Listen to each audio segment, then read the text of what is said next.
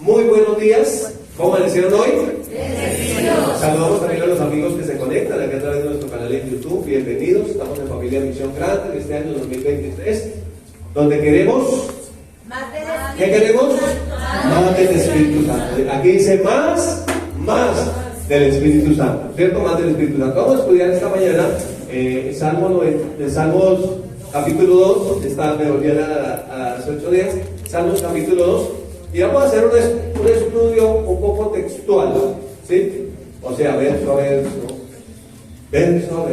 ¿sí? Un estudio un poco textual del capítulo 2 de los Salmos. Y le hemos puesto un título. ¿Cómo dice el título acá? ¿Cómo dice? Ya llegó. Espero que no va a perder la avenida. Esté conectadito aquí. Son 45, 50, máximo una hora. Vamos a estar aquí. Entonces, vamos a estudiar el capítulo 2 de Salmos con un título que dice el drama de los siglos. El drama de los siglos.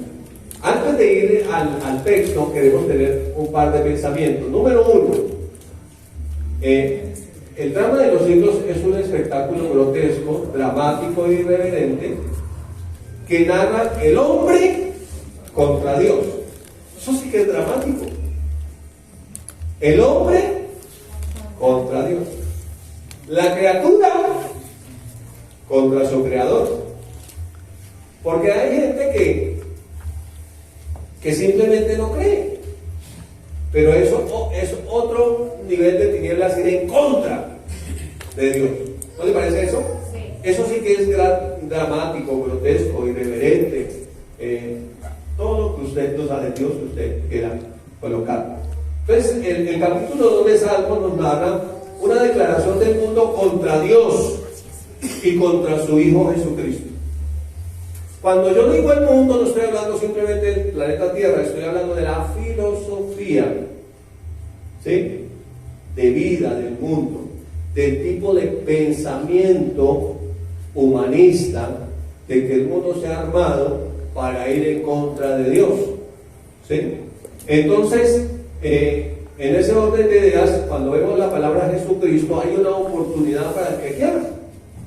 Jesucristo es la única oportunidad de salvación, de reconciliación con Dios. Es el único camino al Padre. Pero para el que no, ¿qué hay?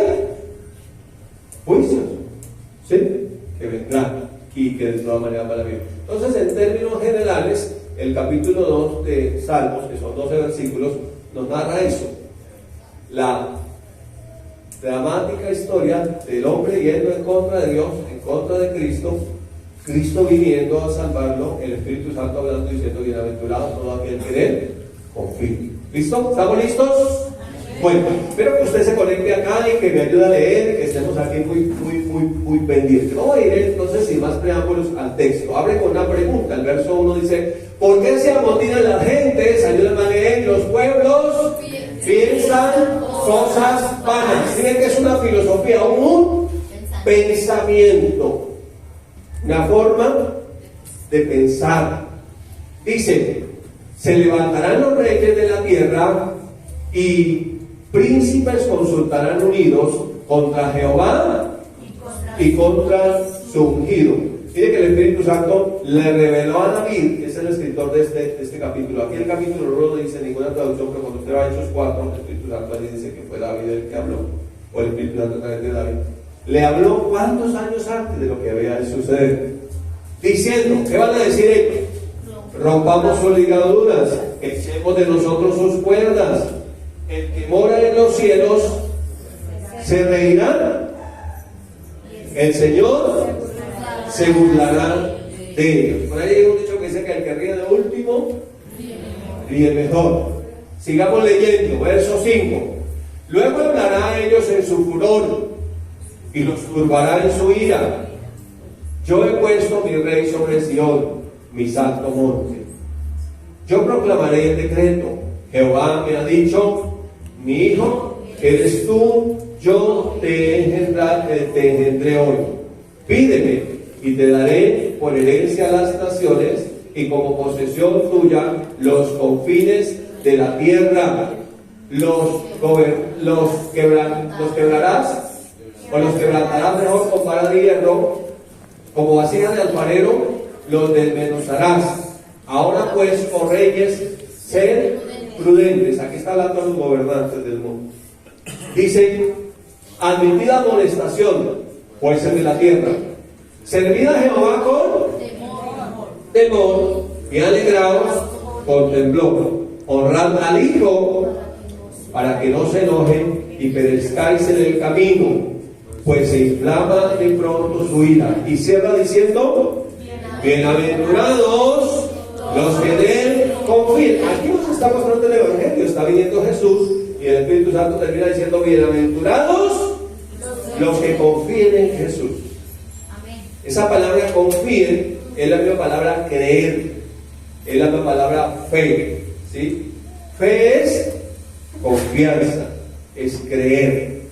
¿Listo? Entonces vamos a ir ya, habiendo leído el texto, al drama de los siglos, y vamos a imaginar ese drama como si lo pudiéramos filmar. Entonces vamos a ver dos cámaras, una que apunta ¿a dónde? A la tierra, al ser humano, a las personas, y otra que apunta al cielo. Es como, metámonos como en una película. Entonces hay una cámara que está apuntando a la tierra, está mirando a la gente, y esa cámara tiene la capacidad de mirar lo que hacemos en los secretos, lo que nadie puede ver. Y hay otra cámara que apunta al cielo. Entonces vamos a ver en este drama de los siglos, hacer un recorrido por la edad de la humanidad, viendo que en un momento la cámara está apuntando ¿a dónde? A la tierra, viendo lo que sucede en la tierra, lo que hace la gente. En otro momento está apuntando al cielo y está viendo lo que dice Dios Padre. En otro momento esa cámara que apunta al cielo está apuntando a Jesús y está viendo lo que Jesús dice. En otro momento esa cámara está apuntando al Espíritu Santo y dirá o mostrará lo que el Espíritu Santo dice. ¿Estamos? Vamos a ver que el drama de los siglos. Mire, si es un drama terrible vivirse en Jesús, ¿cuánto más terrible será el drama de aquel que trata de pelear contra Dios? La Biblia dice que no ha habido ninguno que haya peleado contra Dios y haya vencido. ¿Usted lo cree? Amén. Lo peor que le puede pasar a un ser humano es tratar de ir en contra de Dios. Es la estupidez madre de todas las estupideces que van a existir. ¿Sí? Este es estúpido elevado a la séptima potencia, o sea, estupidísimo, bestia. ¿Sí? Sin Dios, contra Dios. Terrible ese hombre. Porque por ahí hay otro salmo que dice, ¿qué es el hombre para que te acuerdes de él? O el hijo del hombre para que tengas de él memoria. ¿Sí? Y Dios quiere exaltar ¿a quién? Al que se humille, que lo reconozca, al que reconozca a Jesucristo. ¿Vamos bien? ¿Listo para arrancar? Vamos a arrancar verso a verso y vamos a ir a algunos textos más para ver un poco ese drama de los siglos. Aquí la cámara está apuntando ¿a dónde? La Tierra. Está mirando no simplemente el planeta Tierra que gira, sino está mirando al ser humano. Está mirando al ser humano. Y con una pregunta: ¿qué sucede en la Tierra? ¿Qué es lo que sucede en la Tierra? Y el texto abre con una gran pregunta. El verso 1. ¿Por qué se amotinan las gentes y los pueblos piensan cosas vanas? Eso es una pregunta muy interesante. ¿Qué es lo que pasa? ¿Por qué? ¿Por qué la gente está desesperada? ¿Por qué todo el mundo quiere pelear? ¿Por qué? Porque está pensando cosas vanas. Está pensando cosas que no tienen fruto. Esa palabra vanas significa cosas vacías, cosas sin fruto, sin propósito para la vida eterna, cosas puramente terrenales, pasajeras. ¿Sí? En la Nueva Traducción Viviente, si usted la tiene ahí, puede irlo leyendo paralelamente. Dice el verso 2. Sigamos, esta es la Reina Valera. Dice: miren, después de pensar, ¿qué van a hacer? Después de pensar, van a actuar. ¿Sí? Dice: se levantarán los reyes de la tierra. Digan gobiernos. Aquí está hablando de gobierno. Porque finalmente, quien fija las pautas de vida son los gobiernos. Y allá al final va a haber un solo gobierno. Se llamará el anticristo. O sea, un gobierno que es contra Cristo. ¿Sí ve dónde llegará el pensamiento? Es decir, se levantarán los gobiernos de la tierra y los príncipes consultarán unidos. Diga. Diga, unidad. ¿Sí le suena eso? No sé si nos censuren por decir eso en YouTube, pero unidos, gobiernos unidos. Pero el problema es que ellos se van a levantar y van a consultar unidos contra Jehová y contra su ungido.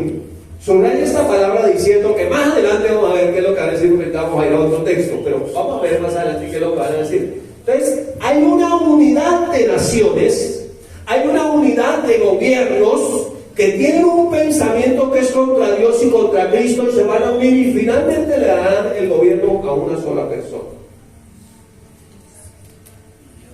O sea, todo en esa carrera, en ese drama de los siglos, todo apunta a un solo objetivo: tener un gobierno mundial que vaya en contra de Jehová, Dios Padre, y de Jesucristo, su ungido, su único Hijo. Por eso odiarán a todo aquel que ose confesar a Jesús como Señor, que ose llevar una Biblia, será lo peor. El esplendor de ese gobierno va a ser en la tribulación. Ahí es cuando van a cortar van a matar por desprendimiento de cabeza, guillotina a todo aquel que ose creer en Jesucristo. ¿Vamos bien hasta ahí? Con un mensaje: procuren no dormirse. ¿Listo? Sigamos. Procuren no dormirse. ¿Cuándo comenzó este movimiento? Otra pregunta interesante: ¿cuándo comenzó este movimiento? Bueno, este movimiento es muy antiguo, comenzó por allá en Génesis 3, cuando la señora serpiente visitó el jardín y convenció a esa parejita que lo que Dios había dicho estaba mal, que estaba mejor lo que él decía. O sea, trajo otro evangelio, ¿sí? Pero más adelante, ya cuando Jesús se manifiesta, vayamos a Hechos capítulo 4, miren el movimiento de donde viene, ¿sí? Ese movimiento ancestral, ese movimiento antiguo, ¿de dónde viene? Miren de dónde viene. Hechos 4, 24 al 26 dice: recuerda que a ellos los amenazan y les prohíben terminantemente enseñar en el nombre de Jesús. Entonces ellos regresan y les cuentan lo que les habían prohibido. Dice que ellos, habiendo oído la historia, lo que les habían contado, los prohibieron terminantemente hablar en el nombre de Jesús. ¿Qué hicieron? Levantaron pancartas, fueron a hacer una protesta a la Plaza de Bolívar, a la Plaza de Jerusalén, allá, ¿fueron? ¿Sí? No. Dicen, alzaron unánime la voz a Dios, o sea, oraron. ¿Qué es lo que necesitamos hacer? Orar. Y dijeron, oraron de la siguiente manera: hay una manera: soberano Señor, tú que eres el Dios que hiciste el cielo y la tierra, el mar y todo lo que en ellos hay, y que por boca de David tu siervo, mira que es el autor del Salmo 2, dijiste: ¿por qué se amotinan las gentes y los pueblos piensan cosas vanas? Se unieron los reyes de la tierra. ¿Sí ve que se cumplió la profecía que había dado a través de David? Y los príncipes se juntaron en uno, imagínense, contra Jehová y contra Cristo. Hubo esa unidad en ese tiempo, porque verdaderamente se unieron en esta ciudad contra tu santo Hijo Jesús, a quien ungiste. ¿Quiénes se unieron? Herodes y Poncio Pilato. Mire esa unidad. Con los gentiles y el pueblo de Israel era imposible que se unieran. Eran enemigos acérrimos, pero se unieron. Porque había un pensamiento que era contra Dios. O sea, el peor enemigo no eran ya los gentiles. Para los gentiles ya no eran los israelitas. El peor enemigo era Dios. Y aquí manifestado Jesucristo. Ese era su peor enemigo. Dice: ¿para qué se unieron? Para ser para hacer cuanto tu mano y tu consejo había antes determinado que sucedería, o sea, lo que la profecía decía que iba a suceder. Ahora, Señor, mira sus amenazas. O sea, ¿qué va a venir de ese pensamiento? Amenazas contra todo aquel que se atreva a hablar de Jesucristo, a anunciar ese evangelio. ¿Cuál es la petición que ellos hicieron? Y concede a tus siervos que con todo el denuedo hablen la palabra. O sea que a pesar que el mundo, con esa filosofía humanista, ese pensamiento en contra de Dios, nosotros debemos pedir de nuevo para hablar con valentía, con coraje, con autoridad la palabra de Dios. ¿Está conmigo aquí? Por eso dice que el reino de Dios sufre violencia y que únicamente los valientes lo arrebatan. Amén. Y cuando nosotros vemos esa iglesia primitiva que está narrada aquí en el libro de Hechos, ellos pusieron su propia vida, su propia sangre, murieron unos aserrados. ¿Usted sabe cómo era que los aserraban? ¿Usted sabe cómo era el ejercicio? Los que vivimos en el campo hace ya añitos, sabemos cómo se aserraba con serrucho, no con motosierra, sino con serrucho. No con sierra, con serrucho. Era uno arriba y otro abajo. Entonces ponían la persona, la colgaban amarrada en los dos pies y ponían en esta parte de aquí el serrucho. Y los aserraban así por la mitad. ¿Han visto cómo parten los cerdos en la plaza del mercado? Exactamente así. Era una de las formas lindas que ellos tenían de ir en contra de todo aquel que osara decir que era cristiano. Entonces necesitamos ser ¿qué? Valientes. Por eso Jesús dijo, no teman a los que matan el cuerpo, pero no pueden matar el alma. Teman a aquel que los puede condenar eternamente en el infierno. ¿Está conmigo aquí? En otras palabras, piensen las cosas eternas, porque la vida aquí en la tierra es muy corta realmente, pero la eternidad muy larga, es eterna. ¿Seguimos leyendo?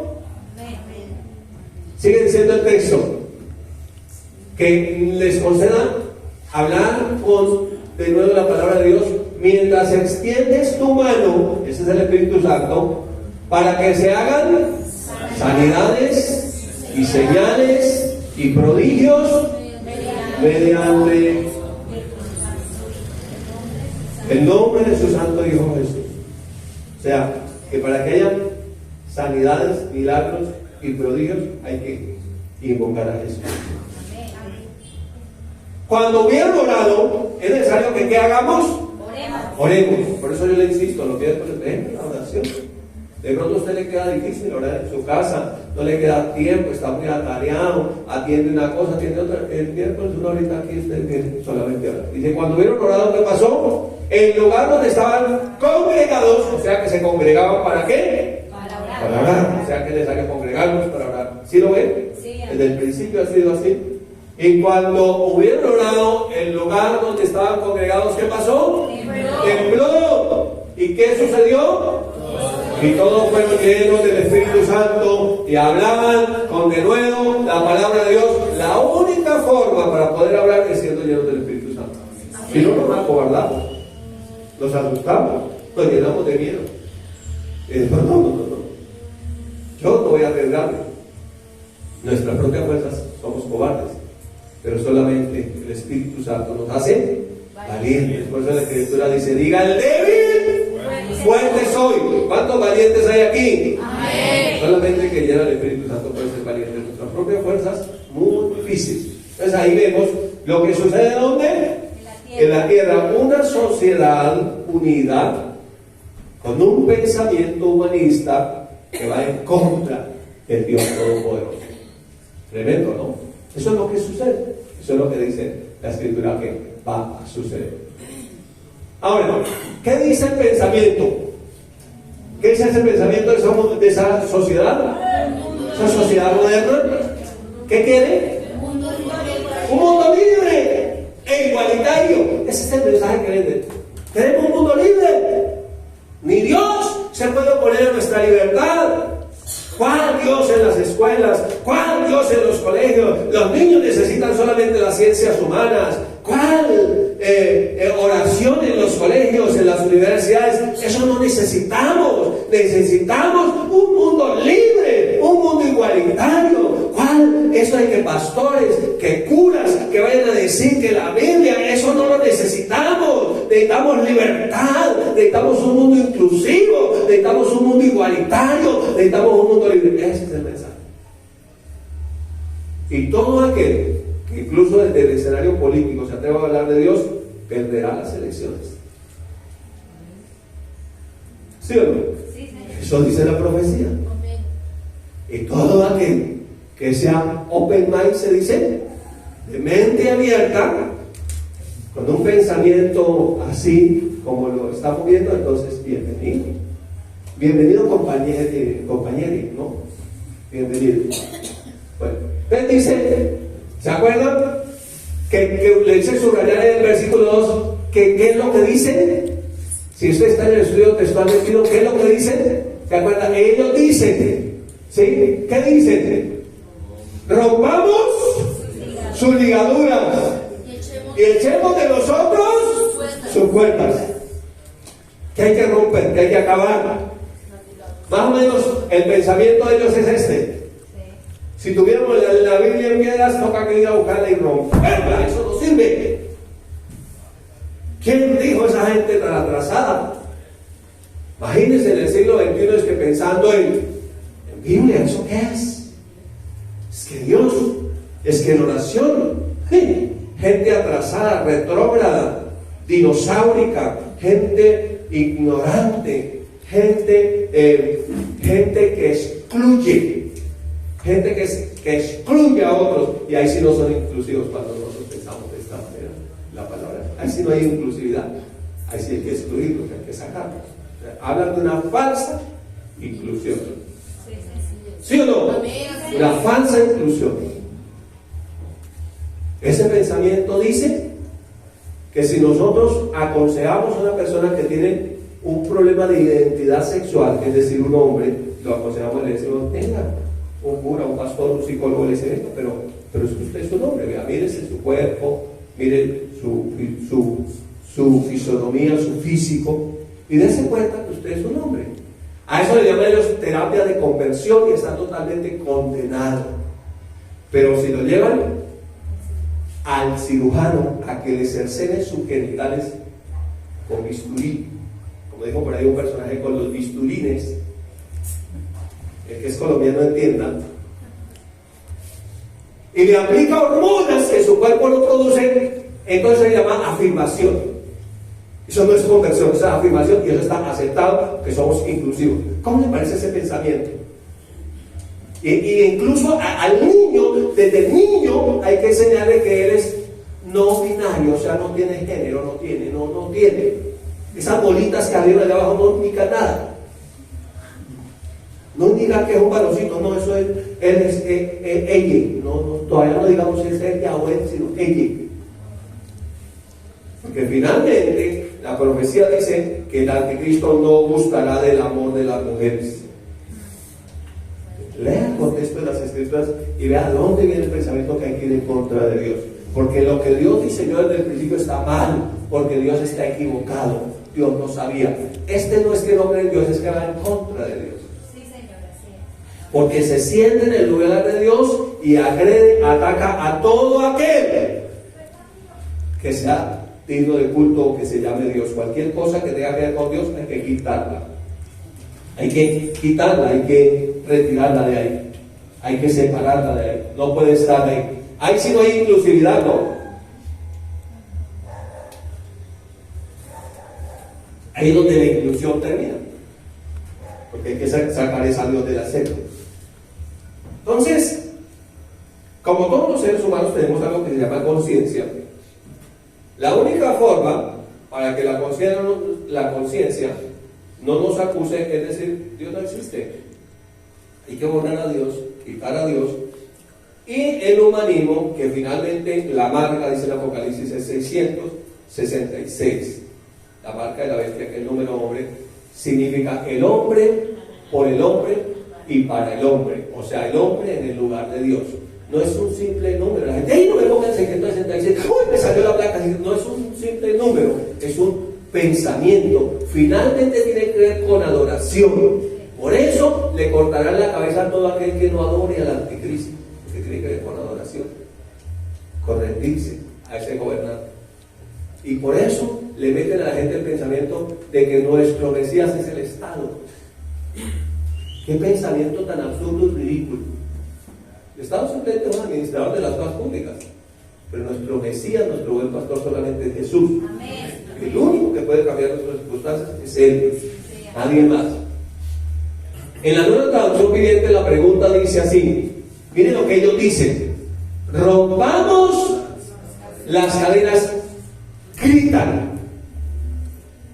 Rompamos las cadenas, gritan. Y liberémonos de ser esclavos de Dios. ¿Sí vio ese aire que venía por Sudamérica, que entraron a la Catedral Primada, interrumpieron allá el culto católico? ¿Sí vio que entraron allá? Sí. Luego trataron de entrar a otra iglesia del norte, una iglesia cristiana, y así venía todo eso, y venían encapuchados. ¿Por qué así no hay inclusividad? ¿Por qué nosotros no tenemos derecho de entrar a hacer culto al Señor? Bueno, finalmente esas leyes, eso van a ser leyes, y eso va a ser prohibido por ley cuando lleguemos allá al final. Por eso la invitación es que usted se vaya en el primer vuelo, en el rapto, y no espera que venga esa situación tan terrible que va a venir sobre el mundo y sobre los que en él moran, y va a venir para probar a la gente, ¿sí? Porque Dios lo va a hacer. Entonces aquí ya la cámara apunta al cielo, con un pensamiento. ¿Cuál es el pensamiento? Dios ve a esa pequeña criatura desafiante. Dios desde el cielo está viendo. Usted imagínese, es que una hormiga es muy, no es la diferencia correcta, pero es como mirar una criatura muy pequeña,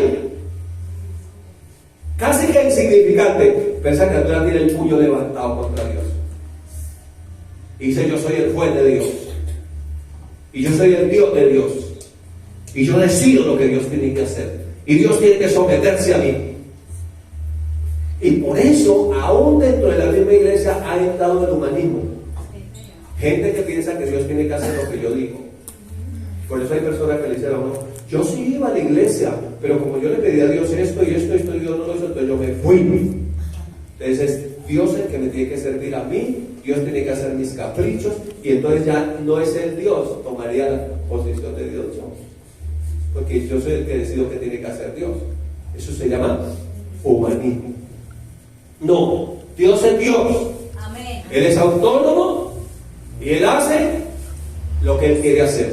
Finalmente Él conoce toda la película y sabe cuál es el principio y cuál es el fin. Y habrá cosas que no nos dan porque no nos convienen en este momento y porque tiene cosas mejores que dar de lo que nosotros pedimos. ¿Sí? Él tiene cosas mejores. Entonces sigamos. La cámara está apuntando a Dios. Vamos, el verso 4 dice: el que mora en los cielos se reirá, el Señor se burlará de ellos. Esta no es una risa del sábado felices, no fue un chiste, sino que al final, o sea, no es un Dios puletero, no, sino que al final Dios se va a reír cuando vea: oiga, esta criatura, ¿puede haber ese nivel de estupidez en una criatura? Es como que usted haga una pintura, una obra de arte, y que después esa pintura, esa obra de arte que usted hizo, de alguna manera usted pudiera darle vida, y que esa obra de arte se venga contra usted y quiera destruirlo a usted. Usted es esa pintura tan estúpida. ¿La pintura qué le pasa? Pues es que yo puedo romperla en el momento que yo quiera. Yo fui el que la hice. Si no digo, entonces el Señor que mora en los cielos se reirá de ellos. Si no, se va a burlar. Al final van a darse cuenta que el error más grande que cometieron fue ir en contra del Dios Todopoderoso. Ese es el drama de los siglos y va a ser un drama para ellos por toda la eternidad. Sigamos. Vamos a Génesis 3 y veamos un poquito qué sucedió en la caída. Dice: miren lo que el diablo, piense un momentico cómo entró ese pensamiento en la humanidad. Cuando el diablo habla con la mujer en el jardín del Edén, que ella le dice que Dios le dijo: no coman del árbol del conocimiento del bien y del mal, para que no mueran, dijo Dios. El diablo, serpiente antigua, dice: no morirán, sino que sabe Dios que el día que él coma serán como Dios. Y miren que más adelante en Génesis 3:22 Dios mismo dice que son como Dios. Eso es impresionante. Dice: y dijo Jehová Dios, miren lo que dice: he aquí el hombre es como uno de nosotros. ¡Wow! ¡Wow! Dioses son. Y miren, ¿cómo es? No es como Dios siendo todopoderoso. No es como Dios siendo el creador. No es como Dios siendo el todo suficiente. No, es como Dios ¿qué? Sabiendo el bien y el mal. Sabiendo el bien. Pero entonces uno dice: pero ¿cómo así? A ver, no entiendo. Entonces esa palabra que fue traducida como sabiendo allá en el Génesis es la palabra que significa determinar. O sea, que el ser humano llegó a ser como Dios en determinar qué era bueno y qué era malo. En otras palabras, Dios se había abrogado el derecho de ser Él quien determinara qué era bueno y qué era malo. Pero el ser humano, impulsado, influenciado por Satanás, se atrevió a determinar qué era bueno y qué era malo. Entonces ahí es donde el ser humano quiere tomar la posición de Dios. Yo determino qué es bueno y qué es malo. Yo determino qué es permitido y qué es prohibido. Yo determino qué es lo que hay que hacer. ¿Por qué? Porque yo soy el que sé todo. ¿Sí? Entonces se pone en la posición de Dios en ese sentido, de determinar qué es bueno y qué es malo. ¿Qué hace Dios entonces? Le partí el versículo en dos por eso. Ahora, pues, que no alargue su mano y tome también del árbol de la vida y coma y viva para siempre. Entonces, ¿qué hace Dios? Dios lo echa del jardín. Le dice: pues si usted va a determinar qué es bueno y qué es malo, hay que llegar a su propio mundo. Y en ese mundo usted, trabajando donde hacer, entonces usted determine qué es bueno y qué es malo. Pero en mi jardín, donde no le falta nada, no vivirá. Será echado de ese lugar. Entonces Dios lo echa. Más adelante, en el griego antiguo, se escribió esta palabra, hamartía, que significa error trágico, que significa error fatal, que significa un defecto, que significa fallo o pecado. Eso fue lo que sucedió. ¿Usted sabe cuál es el peor pecado del ser humano? No aceptar a Jesús. Por eso el ser humano es condenado. Ahora, si por eso el ser humano es condenado, imagínese ir en contra de él. Imagínese qué será ir en contra de Jesús, de Dios Padre y de Dios Hijo. Entonces lo que vemos aquí es que finalmente en el verso 5 dice, sigue la cámara apuntando a Dios, dice, está hablando Dios Padre. Note usted, vamos a hacer diferencia cuando Dios Padre habla, cuando Dios Hijo habla, cuando el Espíritu Santo habla. Y vamos a ver qué es lo que sucede ahí, porque la cámara sigue enfocando al cielo. Dice: luego hablará a ellos en su furor. O sea, Dios está enojado y los turbará con su ira. Eso me habla de un juicio que viene. Dios va a juzgar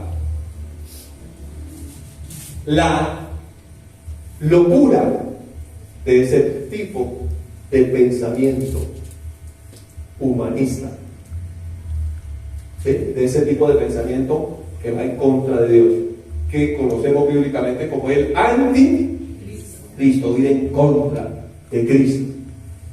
Entonces, finalmente, ¿cuál fue el resultado allá en el principio? ¿Cuál fue el resultado allá en el principio? Ellos fueron expulsados del jardín del Edén. Dios dijo: no sea que ahora que ya determinan lo que es bueno y lo que es malo, ahora vaya a alargue su mano, tome el árbol de la vida, coma y viva eternamente, determinando lo que es bueno y lo que es malo. ¿Qué hay que hacer? Echémoslo del jardín, para que no tenga acceso al árbol de la vida. En otras palabras, no podemos nosotros, siendo cristianos, Cristo es el árbol de la vida, determinar lo que es bueno y lo que es malo. Sí, Señor. ¿Lo estás siguiendo? Sí, Señor. No podemos determinar nosotros. Entonces, lo que sucede es que ellos salían del jardín al mundo, y cuando saben que en el planeta Tierra, allá debajo, hay un lugar que se llama el infierno, pequeño lago de fuego. O sea que ellos quedaron un poco más cerca al infierno. En otras palabras, y como le indica la flecha y el pensamiento que entraba en Génesis 3, ellos iban irremediablemente camino al infierno, porque ancho es el camino que lleva a la perdición y muchos son los que van por él. Entonces iban irremediablemente. Entonces ahí estaba el ser humano en esa condición. Todavía el ser humano tenía una posibilidad. Jesús viene. Amén. Jesús viene a salvarnos. Y entonces, aún ya estando Jesús, ellos tienen dos opciones: o reconsiderar lo que había sucedido antes, arrepentirse y volverse a Jesús, o seguir ese camino que habían trazado con ese pensamiento, porque la Biblia dice que como piensa el hombre, así es él.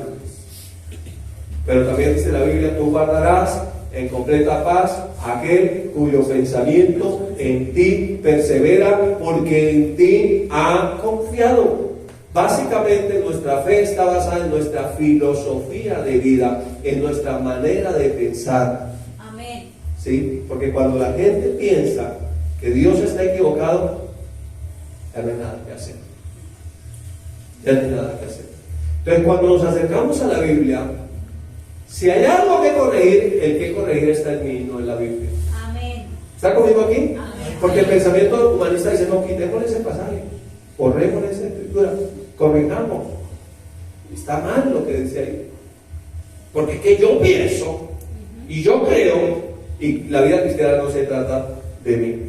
El apóstol Pablo dijo de esta manera: ya no vivo yo. Antecede a esa frase: con Cristo estoy juntamente crucificado, para los cristianos. Y ya no vivo yo, mas vive Cristo en mí, y lo que ahora vivo, lo vivo en la fe del Hijo de Dios, el cual me amó y se entregó a sí mismo por mí. Amén. Entonces, el drama de los siglos está en saber de qué lado de la historia estoy, en saber qué pensamiento abrazo, en saber si estoy con las mayorías. Y van a decir, la mayoría van a estar con el pensamiento humanista. Así es. Y cada día va a ser más. Y uno mira y dice: ¿pero qué le pasa a la gente?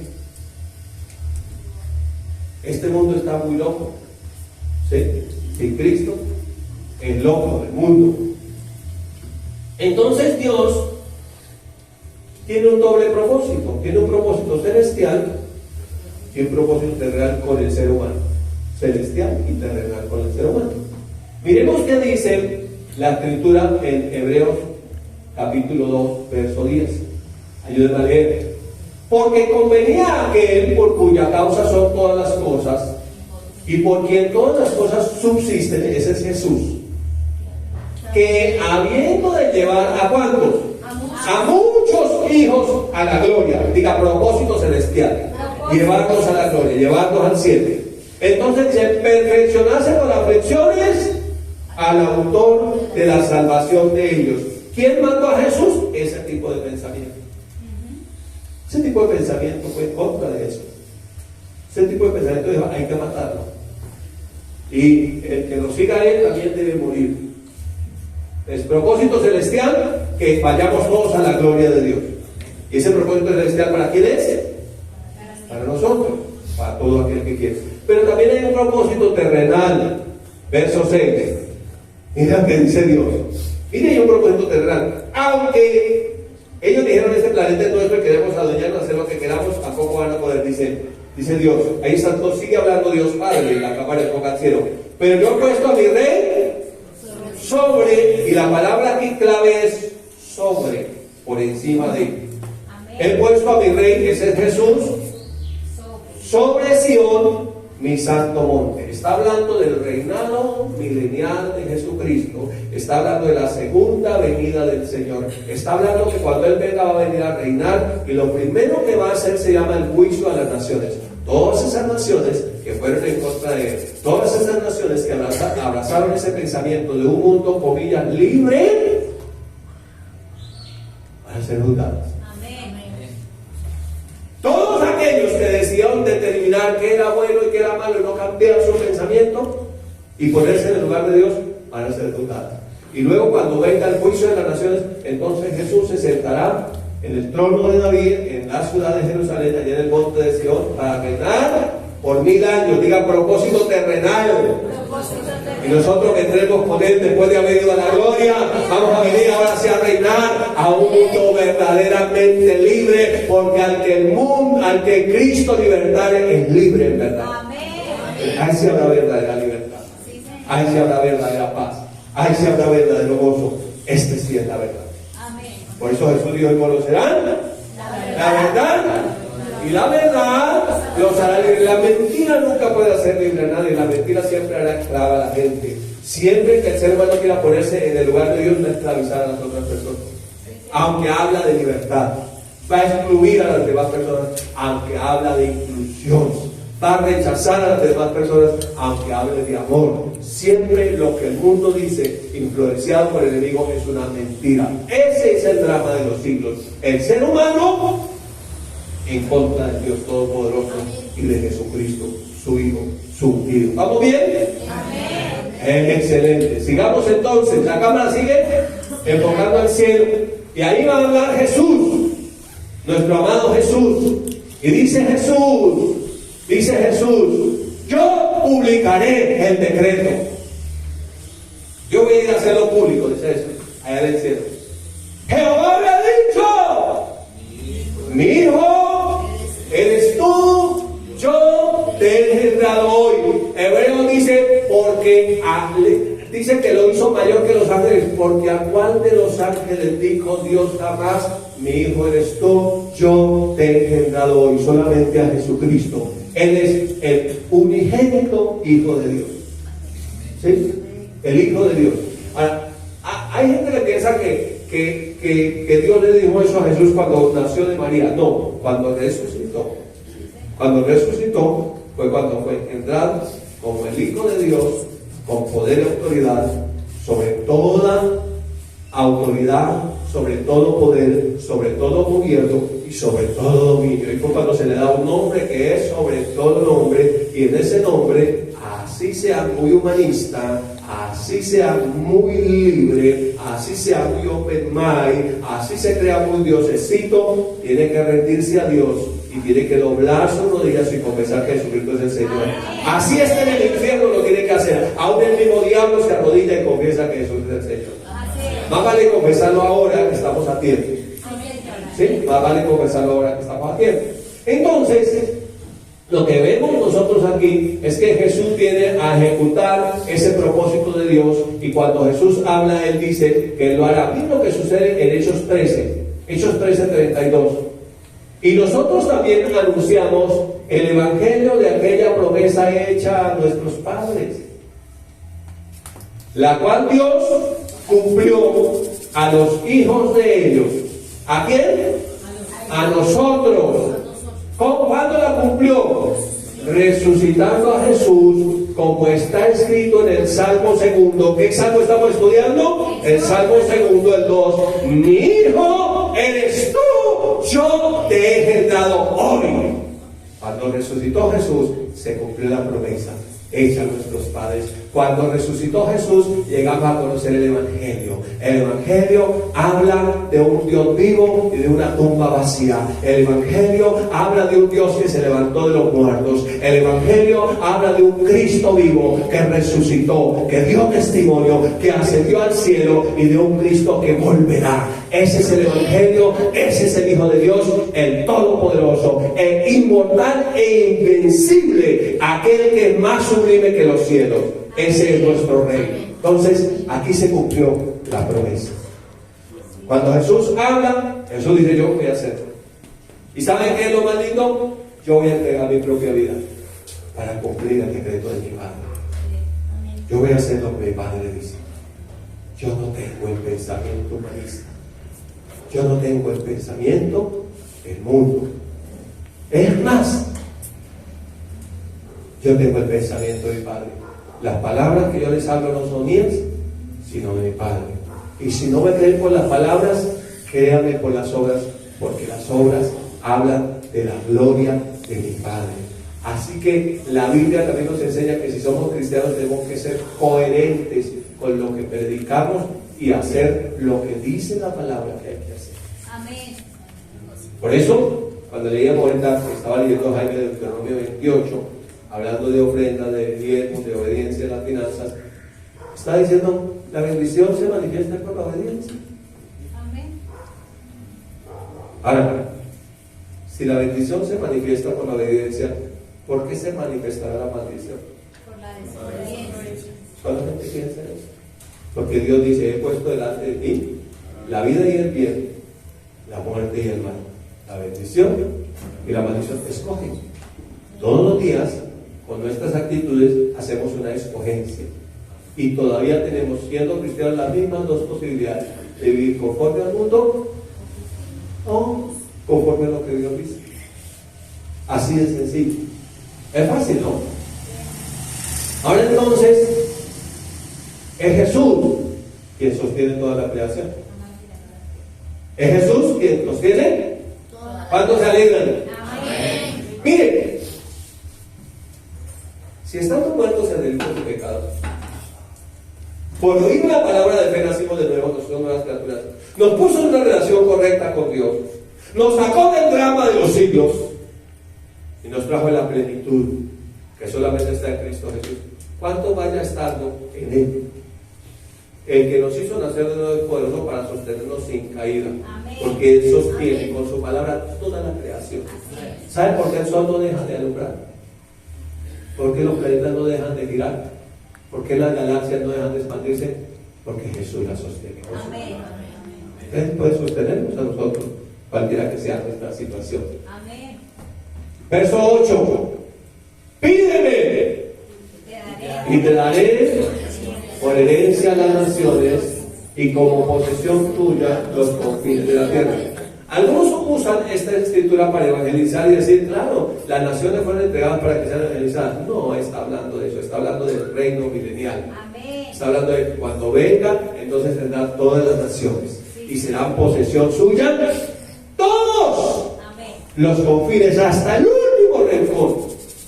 Ahí se cumplirá la palabra que dice que la tierra será llena del conocimiento de la gloria de Jehová, como las aguas cubren al mar. Ahí se cumplirá. ¿Por qué? Le voy a mostrar contextualmente, porque esto no es para evangelismo simplemente, sino, claro, que quiere evangelizar a toda la nación, pero no quiere decir que ya tengamos el dominio ni el gobierno, como los que hablan del reino aquí y ahora, algunos que tienen una doctrina equivocada. No. Está hablando del reino milenial. Miren a renglón seguido lo que dice en el verso 9. Miren, cuando reciban las naciones y los reinos, todo el mundo, ¿qué hará? Los quebrantará con vara de hierro, como vasija de alfarero lo usará. Ya viene el juicio de las naciones, rompen todos esos gobiernos corruptos, y ahí sí cero corrupción. Amén. Si ven que no es ni la derecha, ni la izquierda, ni el centro lo que van a acabar con la corrupción, se llama Jesucristo, el único santo y sin más, Amén. el único gobernante Sí, Señor. limpio que lo puede hacer. Él va a venir a acabar con ese sistema corrupto, lo va a desmenuzar, lo va a dejar, no va a hacer un tratadito de paz y venga, le doy esto y esto y lo otro, porque el mundo hace eso, tratado con este, tratado con el otro, y no hay paz. Nos dijeron, paz estable duradera. ¿Fue estable? ¿Fue duradera? Ahora nos dicen, paz total. Pura paja, dijo mi pastor John. Eso no es verdad. El único que nos garantiza la paz es el Señor. Mi paz os dejo, la paz os doy. Yo no la doy como el mundo la da. No se equivoque, no se turbe su corazón ni tenga miedo. ¿Creen en Dios? Amén. Crean también en mí, dice el Señor. En la casa de mi Padre muchas moradas hay. Amén. Y yo me voy a preparar un lugar y voy a venir a llevarlos a la gloria, propósito celestial, y luego los traeré a la tierra para que participen conmigo de ese gobierno celestial puro, limpio y transparente, propósito terrenal. Amén. Lo voy a gobernar con severidad, con transparencia, Amén. con honor. Finalmente, entonces, la cámara enfoca al Espíritu Santo. El Espíritu Santo habla allá en el cielo, dice: ahora pues, mira el Espíritu Santo tan lindo, siempre hablándole a los gobernantes diciendo: ay, muchachos, reyes de la tierra, sean prudentes. Si usted no cree en el Señor, por lo menos no vaya en contra de Él, sea prudente. Oiga, si usted no cree en el Señor, por lo menos tranquilo, no vaya en contra de Él.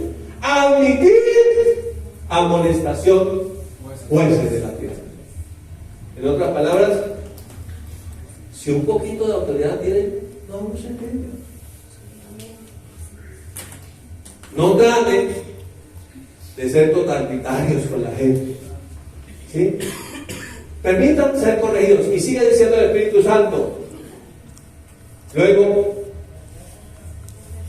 le dice a los gobernantes, desde sus altos cargos, sirvan a Jehová con temor. Y cualquiera, usted puede no ser gobernante de una nación, ni yo, pero somos gobernantes de nuestra propia vida, de nuestra familia, de nuestra posición de gobierno que el Señor nos ha dado. En lo poco fuiste fiel, sobre mucho te pondré. Pues ahí de esa posición sirvamos a Jehová con temor y alegrémonos con temblor. Bien, juicio, papito. Póngase pilitas. Esté preparadito. Este no es tiempo para jugar a la religión. Este no es tiempo para jugar a ser cristiano. Este es tiempo para seguir las pisadas del Señor. Este es tiempo para estar en el Espíritu. Este es tiempo para orar en el Espíritu. Este es tiempo para creer. Para creer en el Señor, para confiar en Él. Y sigue diciendo el Espíritu Santo. Mira lo que dice la letra: honren al Hijo para que no se para que el Padre no se enoje. ¿Qué hay que hacer para que nuestro Padre se enoje? Honren al Hijo para que el Padre no se enoje. Y perezcan en el camino, sean destruidos, vayan a la perdición, pues se inflama de pronto su ira. Y termina el Espíritu Santo diciendo: bienaventurados todos los que confíen en Jesús. Bienaventurados todos los que crean en Jesús. Bienaventurados los que caminen en la fe que es en Cristo Jesús nuestro Señor. Bienaventurado todo aquel que en Él crea, todo aquel que en Él confíe. Finalmente quiero cerrar con ese pensamiento. El drama de los siglos, ¿sí? El espectáculo grotesco, dramático, irreverente del hombre contra Dios Todopoderoso, de esa pequeña criatura desafiando a Dios, es lo más lamentable. La condición peor a la que el ser humano puede llegar, el fondo de la fosa a la que el ser humano puede llegar sin levantarse contra Dios. Pero quiero decirle que hay buenas noticias. 2 Corintios 6, 1, 2 dice la palabra: así pues, léalo conmigo, inclúyase usted ahí. Esta sí es inclusiva de verdad. Esta sí nos incluye a todos. El reino de los cielos está abierto para todos. Todos están incluidos. Pero usted decide. Yo decido. Ayúdame a leer. Dice: me devolví.